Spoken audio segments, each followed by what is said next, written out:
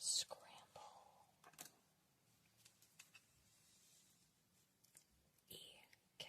EKDS. Desk. Nice and easy.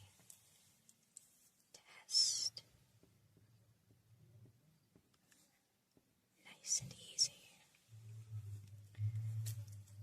Study. Nice and easy. Excuse my horrendous handwriting.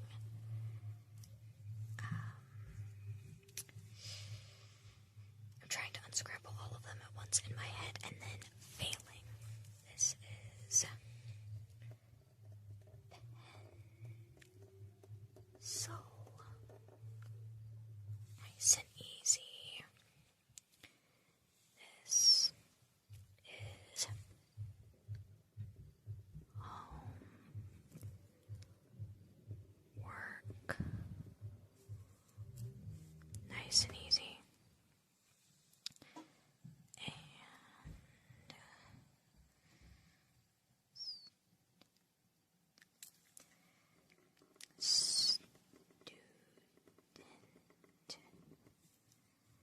Nice and easy. I swear my handwriting is so much better than this. I'm just tired. Teacher. A-C-H-E-R. Teacher. I messed up the line. I had such a good thing going here.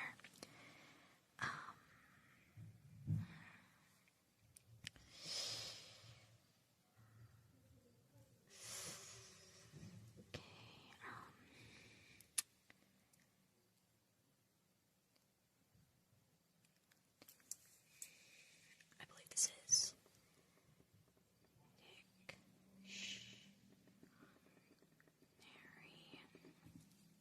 dictionary, and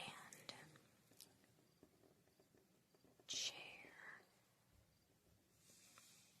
and then let's see.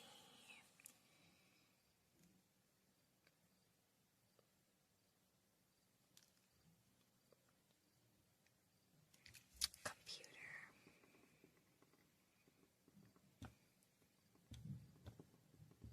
I keep hitting my camera. I need to find a better way to do this. And then let's see.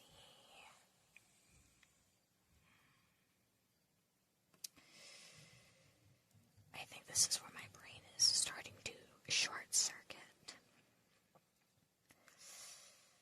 Let's see.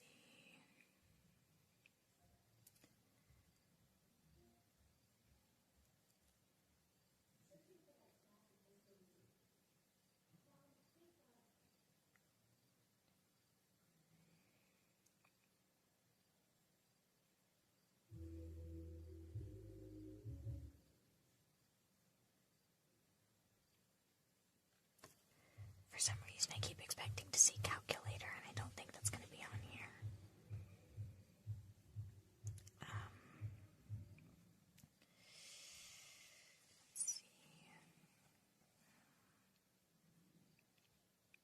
Let's see. I'm halfway. I was so good in the first half, and then my brain decided, no, that's enough. You're done. The rest of these are going to be so incredibly difficult for no reason.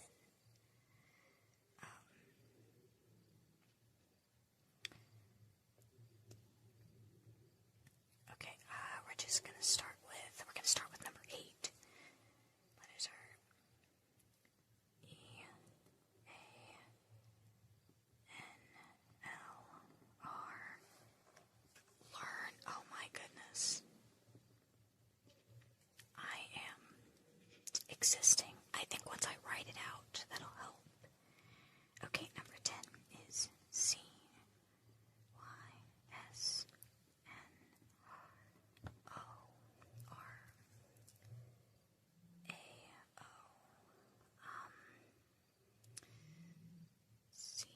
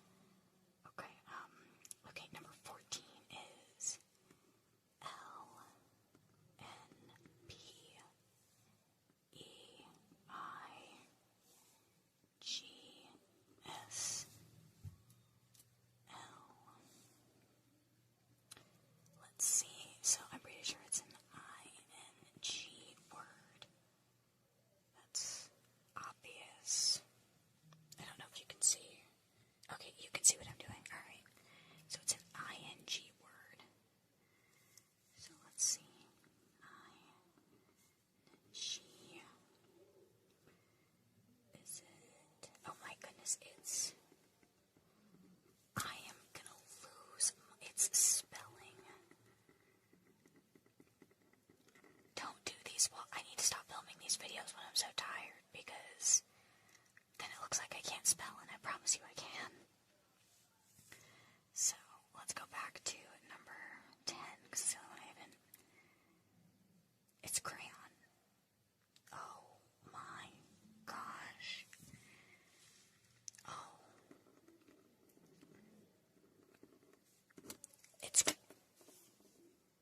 I spent that long trying to figure out crayon. What the,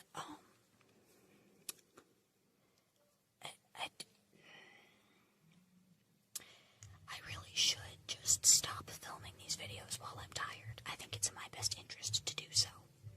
Stop doing these videos when I'm tired. Maybe I should keep doing them when I'm tired, though. I don't know, would that be more entertaining? Somebody tell me if it would be more entertaining. Okay, I'm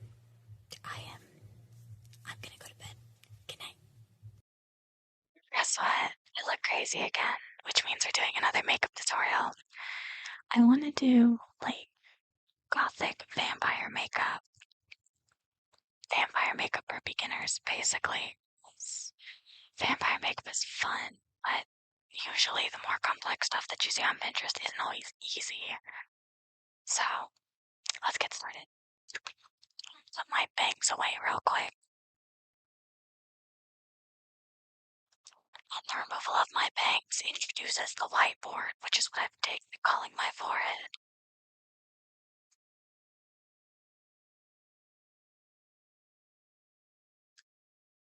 Secure. We're going to take my eyeshadow palette, and we're going to start with just basic black over the lid, like we always do. Y'all know the drill.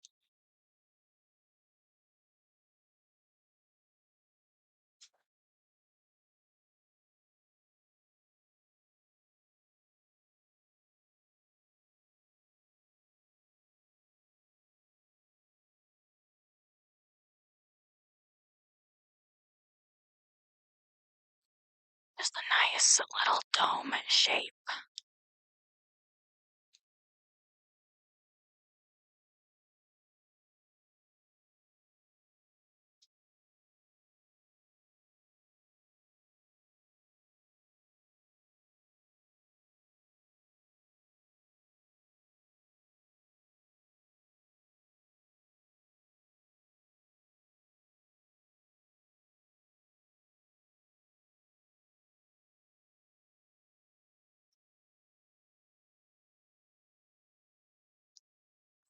It's following the natural curve of my eye socket.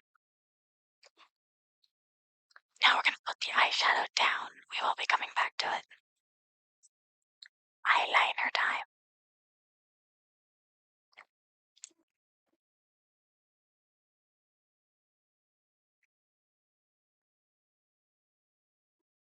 Great.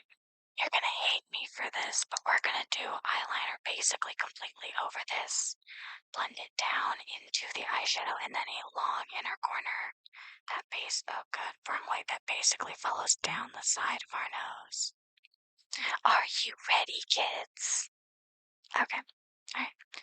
We are going to start all the way back at the temple. If I can figure out how to put my hair away. Shit.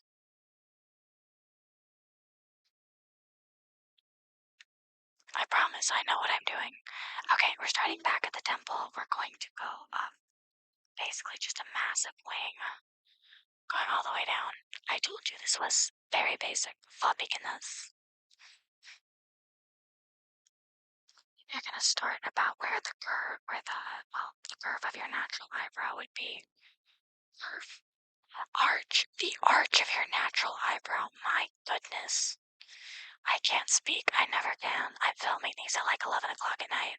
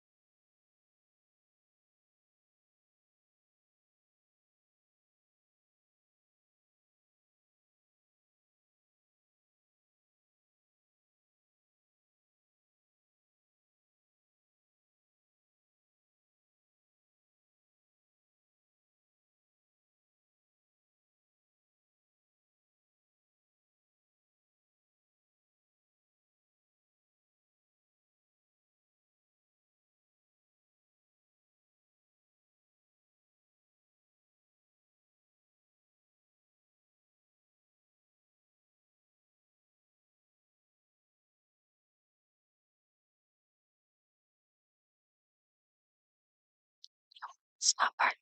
Goodness, you want the stop part to kind of have an angle, so just slowly sharpen it up a bit till it looks a bit rectangular.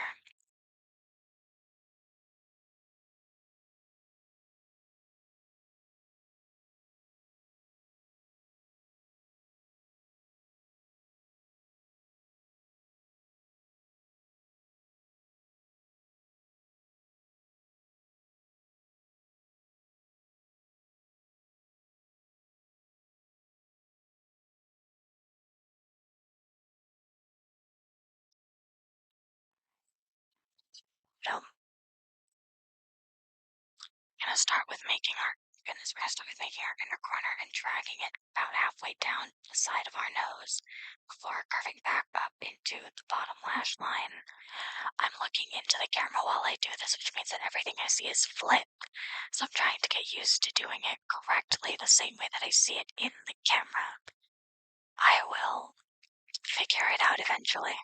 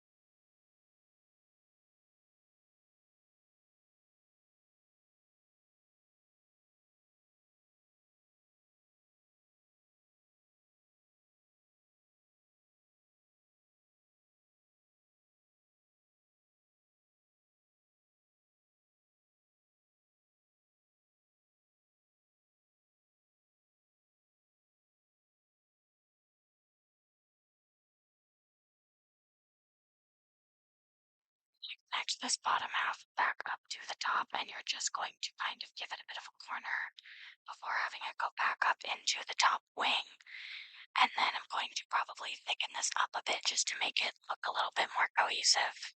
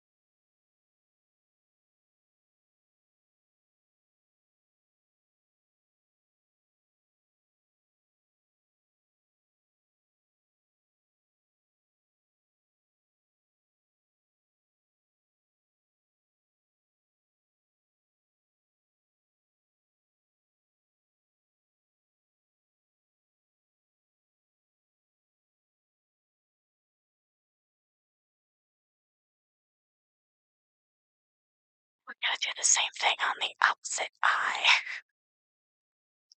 Oh, this is so fun. That's so fun, isn't it? I really want lashes with this, but I keep leaving my lashes in the other room. And whether or not I go get them will be up to future me. My eyeliner pens leak, so they stick together.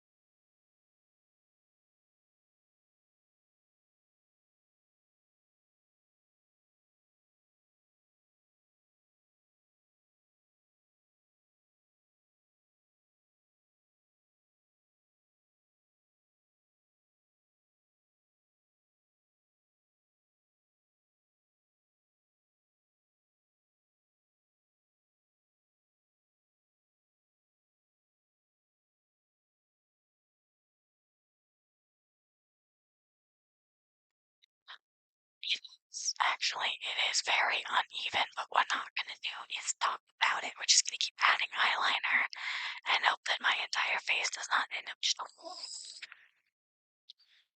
I will figure it out. I've been doing this for 3 years. That's the funny part.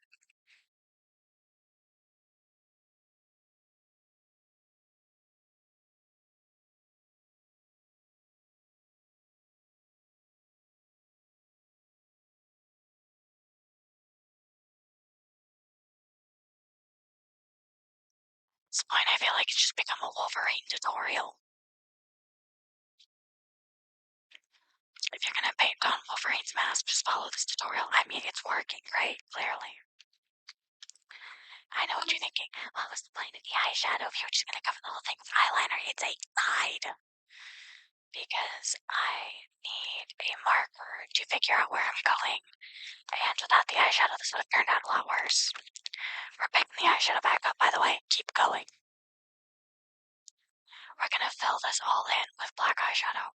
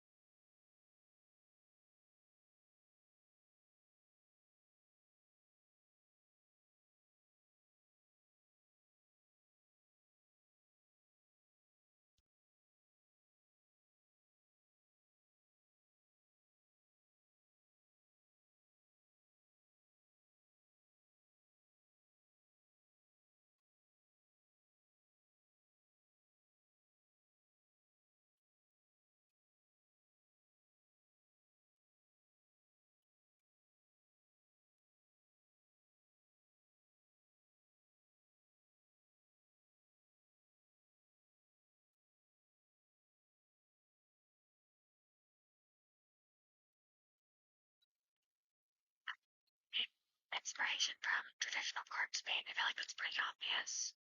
There it is.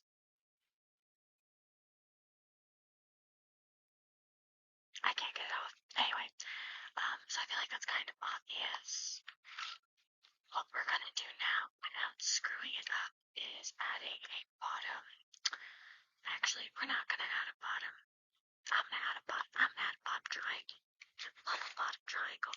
Bottom triangle is optional, and I love a bottom triangle. I'm gonna do it. I pray that I don't screw this up.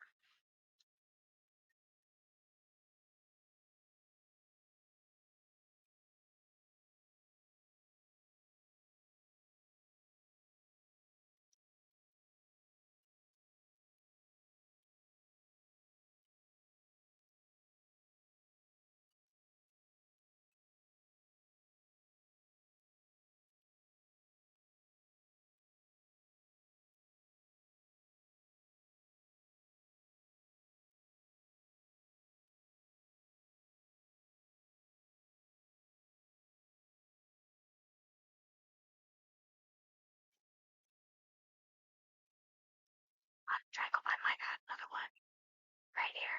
We'll see how the other one goes first.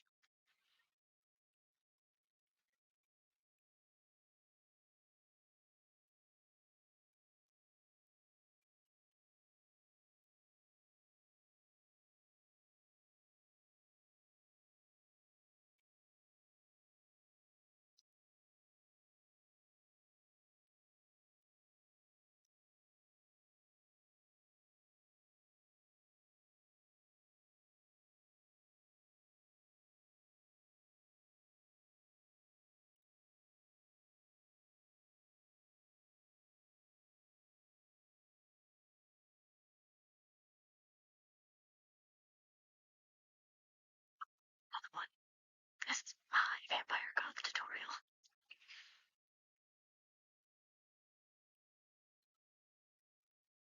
I think I'm gonna make it like a little bit smaller though.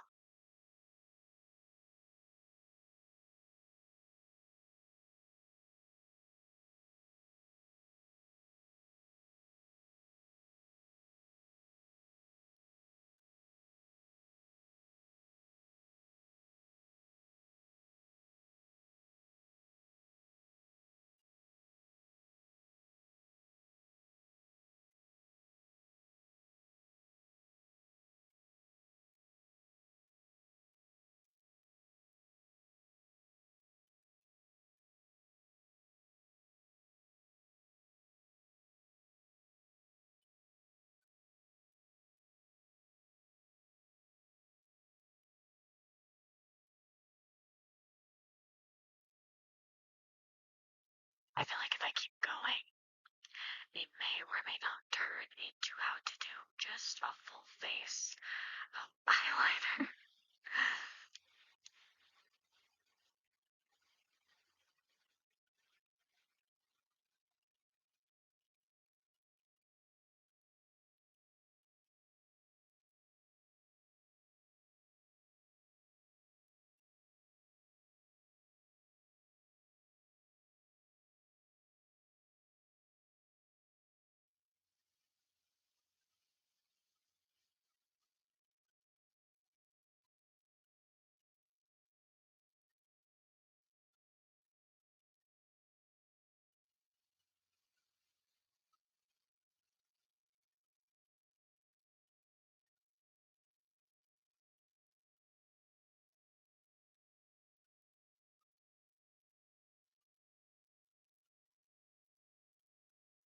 This very much feels vampire to me, so I am wondering if I want to add like some dots around just because I love adding dots. I think I'm gonna not do dots today, mostly because my eyeliner bit's already dying. It's okay. Bangs down. I really want lashes with this, but I don't feel like going to get my lashes, so take.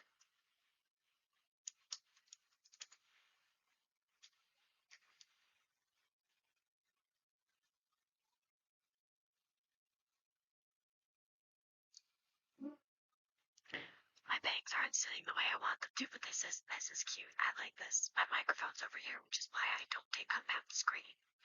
Um, but I like it. It's cute. I would wear this in public. I should wear this in public. I'm gonna do this again. I'm gonna do this again the next time me and my friends go to the mall. I think this is fun. Anyway, bye. Your hair isn't growing. Here's what to do. It starts with your scalp. Now, you've probably heard of shampooing your scalp and conditioning the lengths of your hair, which is a good place to start, but it's not doing the most that it can do. Your scalp is where your hair follicles are. That is where you need to be centering a lot of the care, starting with a scaling shampoo to remove the buildup of product and oil. The biggest thing that can stunt your hair growth or your hair regrowth is a ill taken care of scalp. That is where your hair is coming from, and if it's not properly loved, it's not going to really just help your hair grow the way that it can. I use this rosemary scaling shampoo. This is my second bottle, and it has done wonders for my hair growth. This, along with a scalp scrub, is able to remove all of the product and oil buildup from the week prior, and it has just done so much for my hair growth. After scrubbing your scalp, you need to soothe your scalp. You want to nourish the scalp. A good scalp serum is a great place to start. And when you have advanced a bit using a little bit of hair oil like castor oil or vitamin E to further nourish the scalp, the roots, everything, just to, help feed your hair. You want to feed the follicles, essentially. You want to feed them. Oh, you can't see the labels of what I'm using. You want to feed them with the moisture, basically. Because a moisturized scalp, moisturized hair is hair that grows. Now, of course, after shampooing, you're going to use any kind of hair mask. For me, I don't have it with me at the moment because I need to get more, but I like the Dove Super Serum. It took me a second, and I leave that in for a while. I also like to use this a little bit. It's not how the product is supposed to be used, but it's how it works best because it's done so much for my hair using it like this. But the Shea Black Castor Oil Leave-In Conditioner, I use that as a hair mask. I find it the most effective as a hair mask for me and my hair. Gracious, this is not... Stay. Goodness gracious. After that, I'm gonna need to stop and fix this.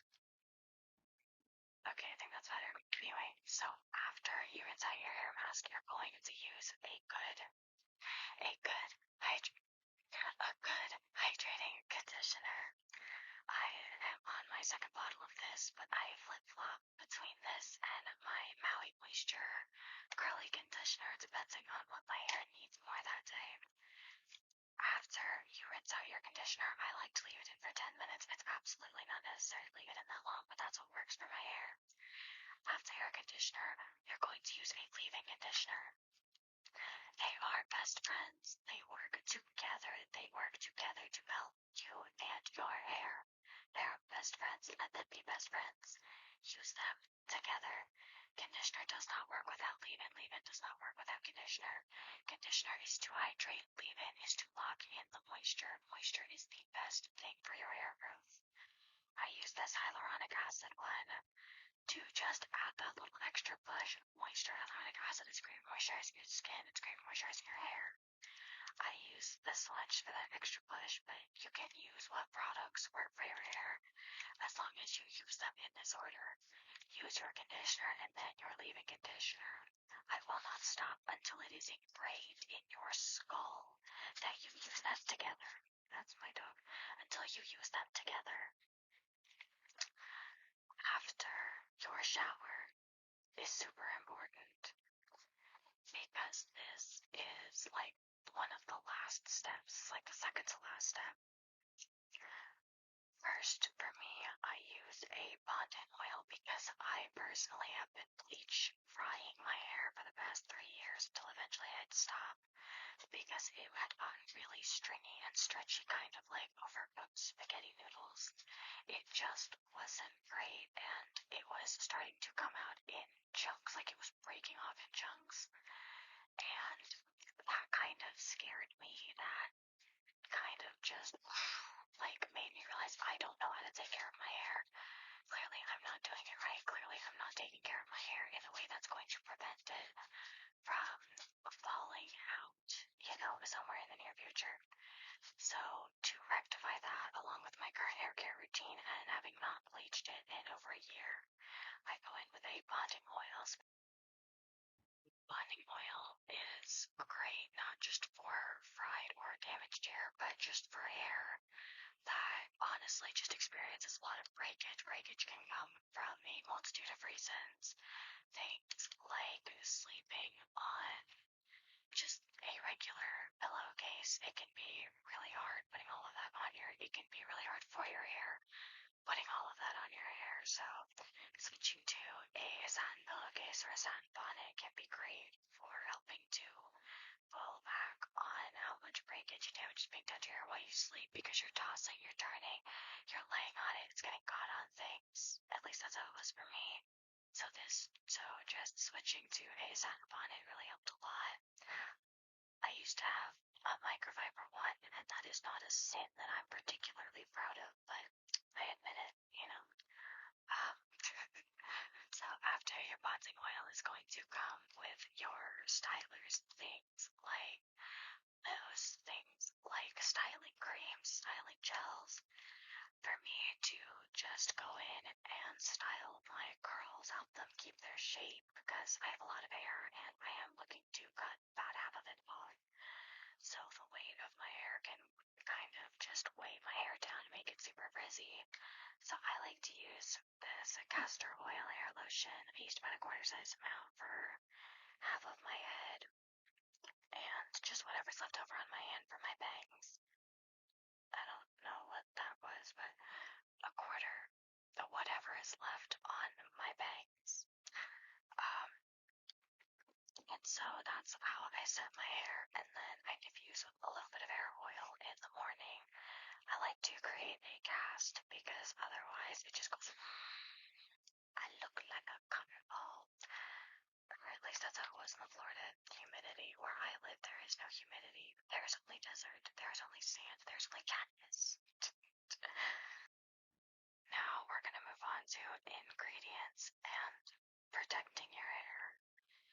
So we're going to start with ingredients because that's honestly just the easiest.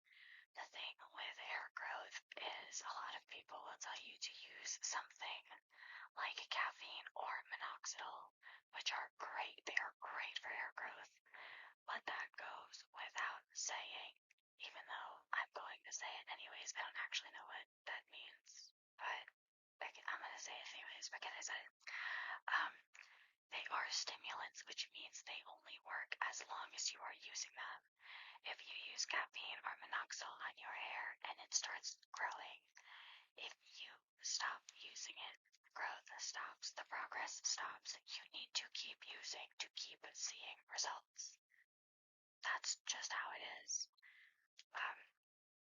Things like rosemary shea butter, really just natural moisture in your hair care is going to have, slower results. It's going to have less noticeable effects in shorter periods of time, but I found that it has more permanent results. If I could figure out how to talk, that would be great. Anyway, so aside from ingredients protecting your hair, I had mentioned earlier, sunbonnets, sun pillowcases. When you sleep, you're rolling on your hair. It's getting caught in things. It's being tossed around. This causes friction. Friction causes damage. Damage causes breakage. Say it with me. Friction causes damage. Damage causes breakage. Got it? Good. For me personally, I sleep with a satin bonnet in my hair, and I don't currently own satin pillowcases. I have a satin bonnet. That's what I use. It works great for me. I do not always use a satin bonnet. I'm gonna admit to a cardinal sin here. I used to use a microfiber bonnet. I know, you can go ahead and schedule my stoning for 6 p.m. next Friday. I used to use a microfiber bonnet. Not great for your hair. It protected my hair to an extent, but it didn't really do so much good as it kind of just prevented a mild amount of damage. So, satin bonnet, very happy with it. Satin pillowcases are also great, not just for your hair, but for your skin. But they just do a great job at preventing and reducing friction while you sleep.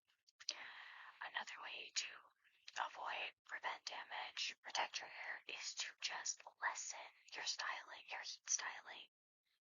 As much as possible, things like tight hair ties or really harsh brushing can also cause damage and breakage. If you have the hair type for it, protective styles are also great.